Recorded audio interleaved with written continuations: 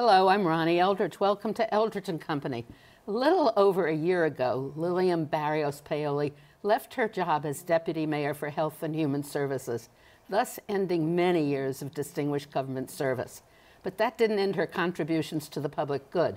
Now she's playing several important roles at another one of my favorite places, Hunter College, and she's my guest today. Welcome. Thank you. Thank you for having me. You're very welcome. I don't know of anybody who has had more experience in city government, right? I don't know, I guess. Well, you were your deputy mayor. Then before that, though, how many different departments were you a commissioner of? I was commissioner of 5 different city agencies under 3 different administrations. So employment? Employment, personnel, housing, HRA, which human services, and aging. So this is my question. Does the government, what percentage of the government works on its own, and how much does it depend on the leader, the mayor? So I think that there are 2 things that are, I think, thank God, a lot of it goes on you know, just the normal kind of, I don't want to say automatic pilot because it's not that, but goes on in the daily business of the agency. I mean, every agency has its distinct daily things that they have to do that is, you know, for the public good and so on. The difference that a commissioner can make is that they can change some important policies. And that is really important. So different administrations have different priorities, and they can change some really important policies. I'll give you an example. During the Bloomberg administration, welfare reform was done in a certain particular way, which allowed people to do work experience primarily. Now in the de Blasio administration, that has expanded, and people are allowed to go back to college and do 2-year colleges and 4-year colleges, which is a major change. Mm-hmm. You know, so a commissioner can make a big difference, but if a commissioner chooses not to make big differences or big policies, the agency goes on, which is a good thing. And can they make important decisions on their own? Well, it depends on the mayor. Bloomberg would allow commissioners to really act in a very autonomous way. And I believe Ed Koch did the same thing. You know, clearly you consult with the deputy mayor, you consult with the mayor. I think de Blasio and Giuliani tend to be much more directive. They have real hands-on policies, and they really don't want the commissioners to just go and do what they believe is the best thing without a lot of discussion. And do they take advice? Not all the time. Not all the time, because they have very, you know, they come with really, some mayors, I think, come with really clear policy agendas, and those are the changes they're going to make. Some mayors really just want to do a good, you know, have a good administration that is solid and is for the public good, but they don't have clear policy agendas. Mm-hmm. So when you were the deputy mayor, under you was what? I had I was Health and Human Services, right. So I had HRA, right. Child Welfare, ACS. I had DHS, which is Homeless Services. I had Aging. I had DYCD, which is Youth and Community Services. I had the Health and Hospitals Corporation. I had the Department of Health. I had the Medical Examiner. And I had Domestic Violence. So that was a big... It's a big portfolio, big and complicated. So let's talk about homelessness, because obviously that's the problem. That's the thing on the top of the thing. The other day I was walking from the Time Warner Center at Columbus Circle, and a half a block away there were 3 homeless people on a weekend day. I mean, in the afternoon. There was one guy who was leaning against a building with no shoes on, and, you know, obviously mentally disturbed, shouting the time all the time because he'd asked the guy who was holding up a sign about bike rides, and right opposite him was a guy who was sleeping over his bags and shopping cart, and then there was a pregnant woman sleeping with everything tied to her so nobody could take anything. What do you do? So you know, homelessness is not it's not a population that's uniform. There are different kinds of homelessness. So what you're talking about is street homeless. Yeah. And street homeless is really, really complicated because, you know, it normally takes about 7 years to get somebody to accept services. You know, more than 200 interventions if you're quick. Many homeless, street homeless, have mental illness issues, substance abuse issues. It's a very complicated population. I mean, they're young, they're old, they're all kinds, right? And that's about 3,000 people in the city, and they're very visible, particularly in the summer. Then there's a very hidden population, which is the homeless that are sheltered. Mm. And that's, you know, families predominantly now, unfortunately, and singles. And in many of those instances, that's a real economic issue. It's a real housing issue, particularly for families. I mean, a third of the families work full-time, a third of the singles work full-time, and it's just they cannot afford the level of rents in the city of New York. So what do we do? I remember, I'm going back because I worked in the Lindsay administration, and it was during that time that they closed the psychiatric hospitals that took people who then were displaced, and I think it started putting them on the street. I'm not quite sure. Yes, because they closed the mental institutions and did not provide enough community services. So people were discharged, and then they had no place to go. And the assumption was that there'd be community services, and the families would welcome back, and that didn't pan out necessarily. But that's mostly the street homeless. The family situation really got exacerbated through a mix of losing really affordable housing. I mean, there's a huge loss of affordable housing in the last 15, 20 years. And families just, once you lose your housing or once you want to start a new household, you can't afford it. I mean, the number of apartments that are, below $1,200 in the city of New York is incredibly small, and there's a huge number of people wanting it. So, you can do the math. If you make less than $30,000, it's virtually impossible to find a place to live. So you can't approach homelessness just by paying attention to the homeless, can you? No, I mean it's an economic development, it's a housing issue, it's a very complex issue, and that's why it's very difficult to solve, because it's not one policy that's going to change it. And long term. Absolutely. And it's a mixture of getting, really building more affordable housing or converting more affordable housing, but real affordable, so that somebody who makes $20,000 can afford it, or you create rental subsidies that make up the difference. But that's the reality. Or you get jobs that pay much more. But, it's a conflict between small businesses that really create the most jobs in the city to, and what is affordable for them to do or not. So government really definitely has to intervene by a mixture of regulating the level of the rentals and providing some subsidy. How do they do that? Well, there's a proposal by Hevesy, the Assemblyman Hevesy, to provide rental subsidies. And I think it's a solid proposal. We did that before, right? Yes, not in the same size, maybe. Right. I mean, this is more tailored after what Section 8 would, was at the federal level. Unfortunately, the federal government has walked away from their responsibility in this area. Section 8 was a certificate or something. Right. You get a certificate, a voucher that is really good as long as you have that level of income. And, you have to prove your eligibility and so on. But as long as you have that, the federal government would pay. You pay 30% of your income, whatever the income is, and they pay the rest, or up to a certain level. And that is, landlords would take that because it's backed by the government. The administration, the de Blasio administration, has created rental subsidy. And the problem that they have is that there's a credibility gap, because during the Bloomberg years, there was a rental subsidy, and they backed away from it. And so landlords took a bath, clearly, because once they were saddled with tenants that couldn't afford to pay the rent, and they had to go through eviction processes, and it became very messy. And so landlords are very gun shy, and in a tight market, it's a very tight market, they can pick and choose who they want to rent the apartment to, and they much rather get choose somebody who doesn't have a voucher and can pay it through their salary. So what are the places, the apartments that are in such terrible condition? So those are basically they're called cluster apartments. These are buildings in poor neighborhoods. They're in the South Bronx, they're in Jamaica, they're in parts of Brooklyn, that essentially... Privately owned. They're privately owned, and what happened was that there were certain agencies, for-profit and not-for-profit, that would rent blocks of apartments and put homeless families there. Unfortunately and insidiously, what happened is that once the landlord knows that there are homeless families there, maintenance, safety, and a whole bunch of other things go downhill. And that's a real problem. And does the building department then play a role?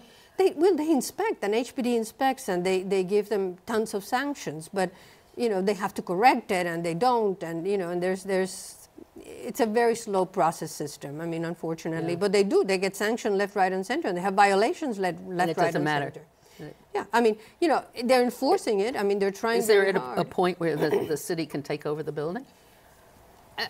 Yes, technically, yes. If there's enough violations, what they can do is not take over the building, but take over they fix everything that needs to be fixed and then charge the landlord. And if he doesn't pay, then it becomes a different issue.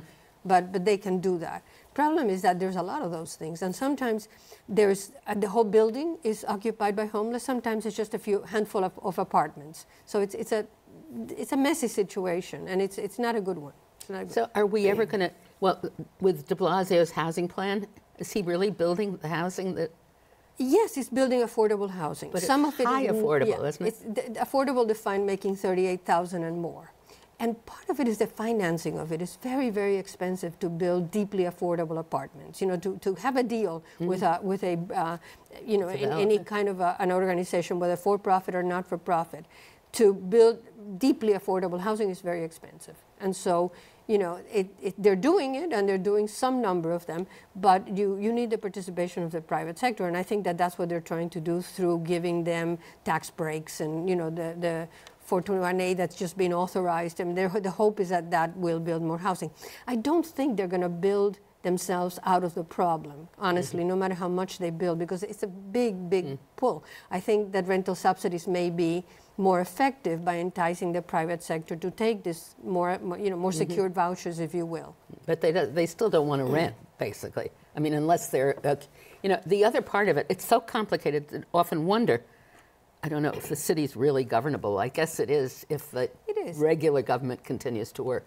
But like property taxes, they're getting so high that they're driving older people into the affordable housing, I would think. Yes. And that's going to drive other people out. So where is there, I don't know. See, the myth of affordable housing is the theory should be that if you have a rent stabilized apartment and but you're making a lot of money, you should move on to the market rate, right? That was the Mitchell-Lama problem, right? They don't move out. People don't, because then they find better uses for their money. Right, you know? Right. They either take more vacations, or they get a weekend place, or they do other things. So it's not that people are going to leave the more affordable apartments empty for somebody else who makes less money. You know, the market doesn't work that way necessarily. So the problem is that we lost a lot of affordable apartments through the years. When we changed the rent stabilization rules and allowed people to become destabilized, if you will, and go to market if they got a certain threshold, or if you fixed, or if you fixed the bathroom and the kitchen and added a few other things. Right. We lost hundreds and hundreds of thousands of apartments, and that's the pickle. I mean, we are in a situation where, Manhattan, forget Manhattan. I mean, New York City is a finite place. It is. So it's a problem. It's a real problem. And we've all lost historically federal funds, absolutely. Absolutely. The federal government sort of began to walk away from really subsidizing any kind of housing for the working poor. And that's who's really caught between the rock and the hard place. It's the working poor. Yeah. It's not only New York City, right? It's other major it affects all the metropolitan areas, but New York City, because of the density that we live in, and because of the finiteness of the city itself, is more complicated. I mean, the vacancy rate in New York City is almost zero. It's like 0.2%. Boston may have a problem, but Boston can expand much more. Utah solved it by building more houses. They have a lot of space. So I think our problem is more complex because of that. San Francisco has a homeless problem that is serious. Los Angeles has a big problem as well. But ours, just by the magnitude and the numbers, is much bigger. As overseeing the Department of Homeless Services, did you also deal with HRA and other places? Yes. And, and I think HRA and Homeless Services worked really well when I was there. They worked together very, very well. And, Steve Banks was then the commissioner, and Gilbert Taylor was the commissioner of Homeless Services.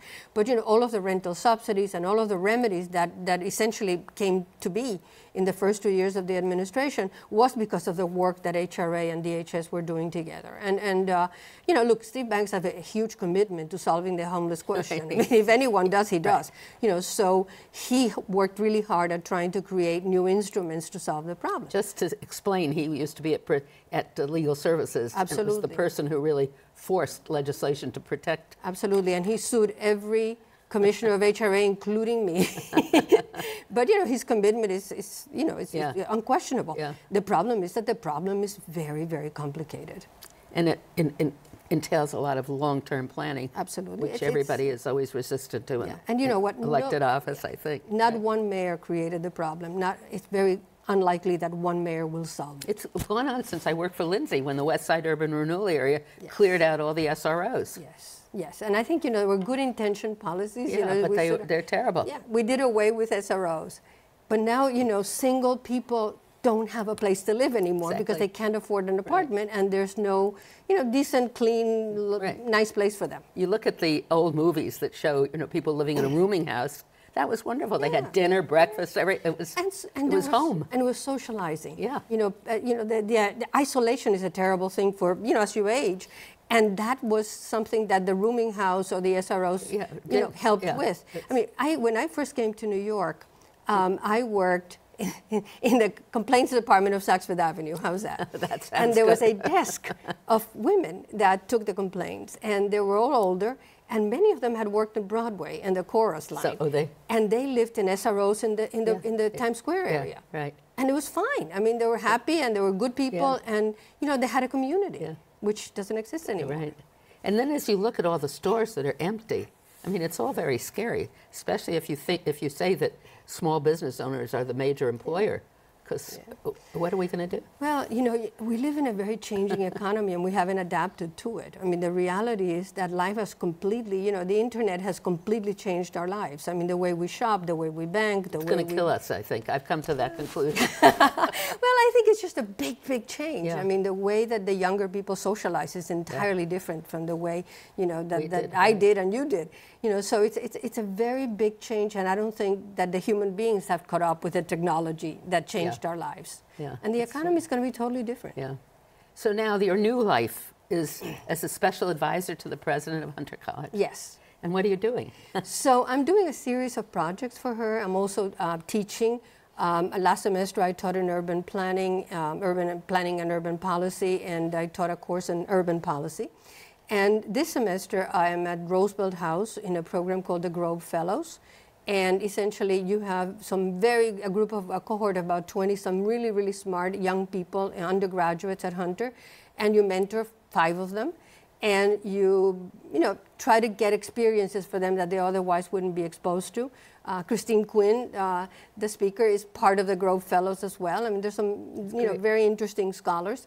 And I'm also doing a project called All in East Harlem. And All in East Harlem is essentially, the Hunter College moved their School of Social Work from 79th Street in the East Side, in the Upper East Side. That lovely, between what, Lexington It was Park and Lexington Park, yes. And, to a place that essentially was more, better for a School of Social Work, which is 119th Street and 3rd Avenue. It's a beautiful new building. The School of Social Work is there. The Brookdale Center for Aging is there. Community Health is there. So there's a number of programs, but predominantly the School of Social Work.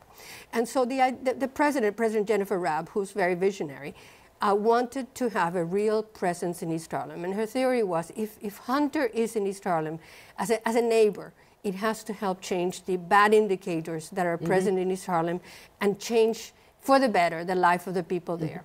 So the All in East Harlem project, aside from a big presence, and there's about 120 different internships that the Hunter students have all around East Harlem, at this point is 4 major projects. We have a very strong partnership with the superintendent of District 4, Alexandra Estrella, and we are going to be collaborating around PS MS 7, and we're going to try to create a school for the arts.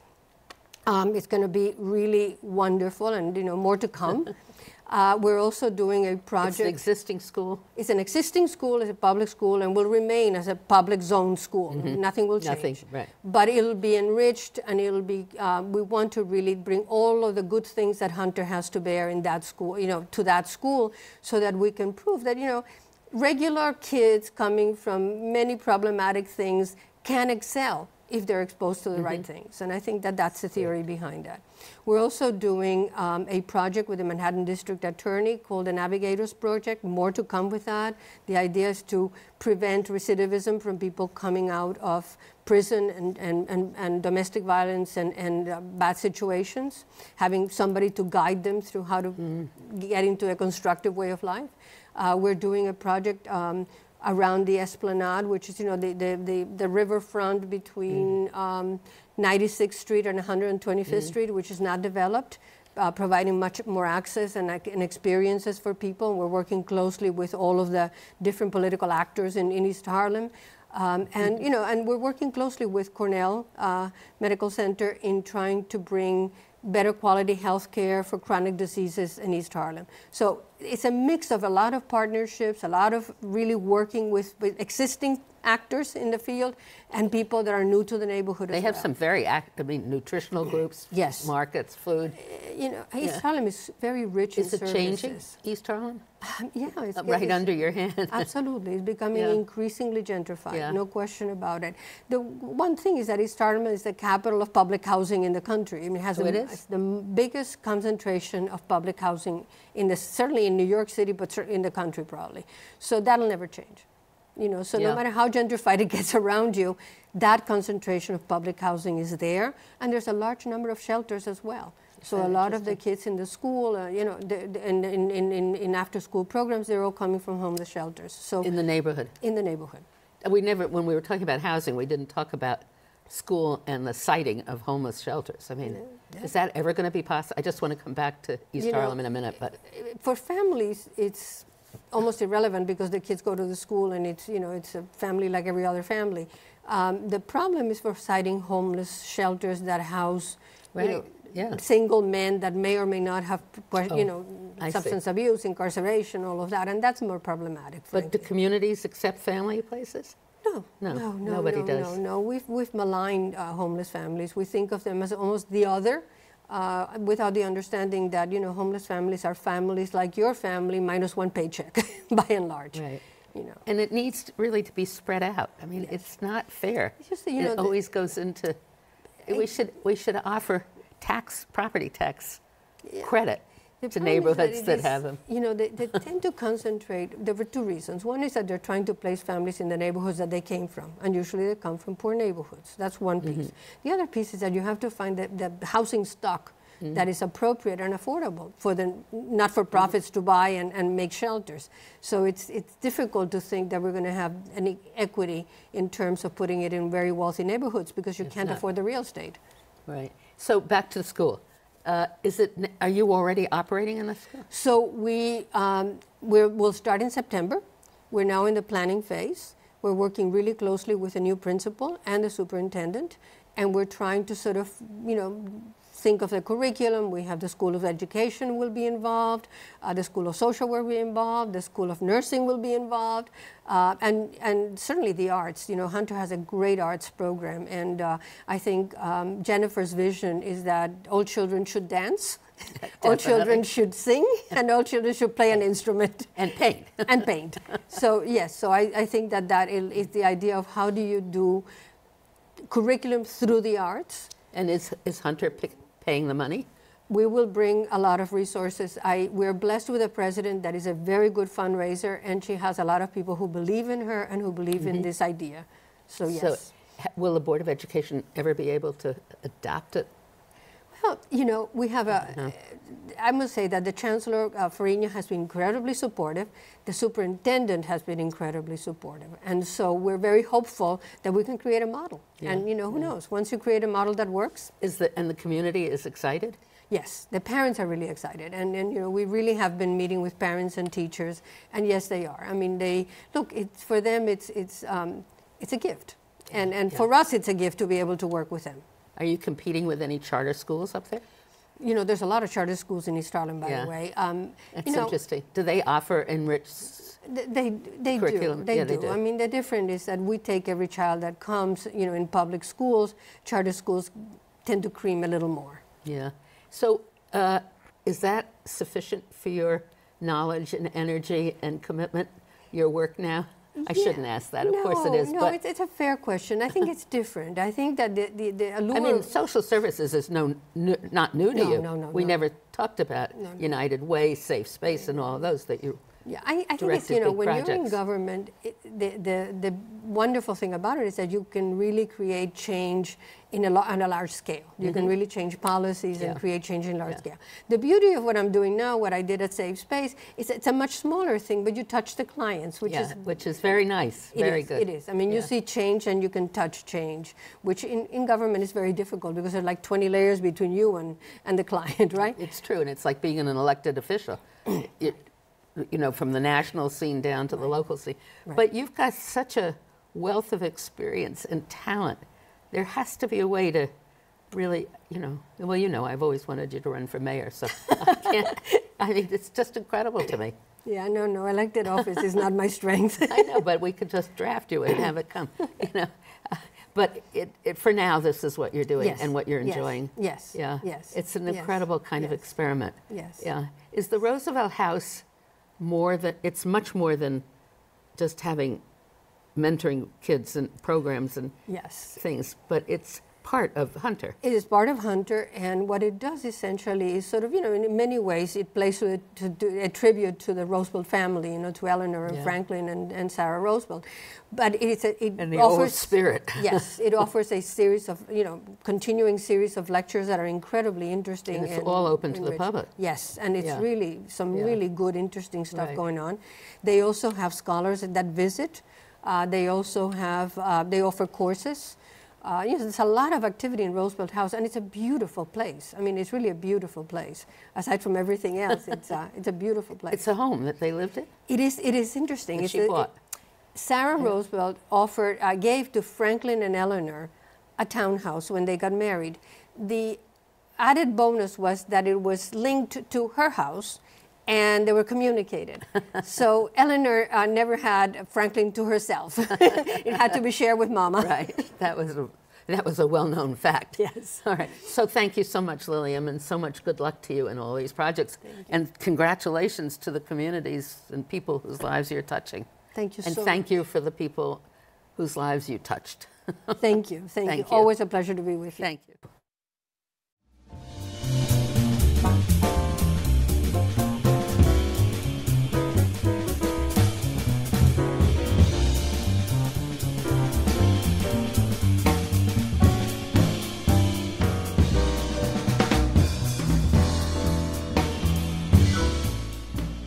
We at CUNY TV always like to hear from our viewers. So if you have any subjects you'd like to explore or people you'd like to hear, please let us know. Write to us at CUNY TV, 365 Fifth Avenue, New York, New York, 10016, or go to our website, cuny.tv, and click on Contact Us. We look forward to hearing from you.